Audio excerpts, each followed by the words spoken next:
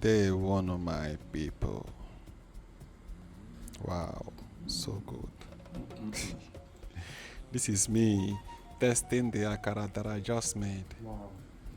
And Who made this dish? I haven't said this to you before, but good.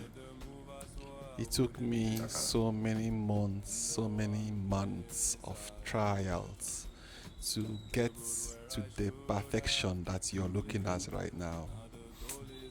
This is so good. I have never made Akara this well before.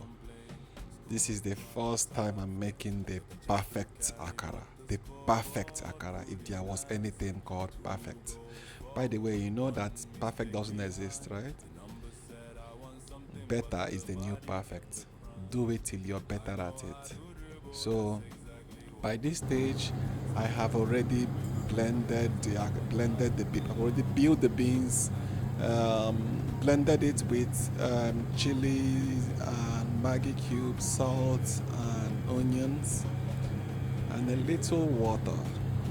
And after blending it, then I would whisk the shit out of it. You know what I call whisk? Whisk is where you beat it like how you beat eggs. You know, whisk it. Use a whisker and whisk it till it becomes a little foamy and airy.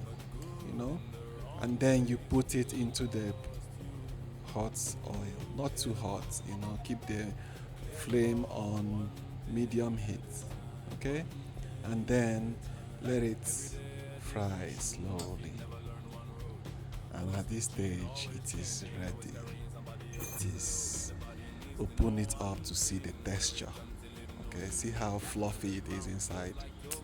You should taste this. If you try this, you will never go back to eating, eating vada if you are in India.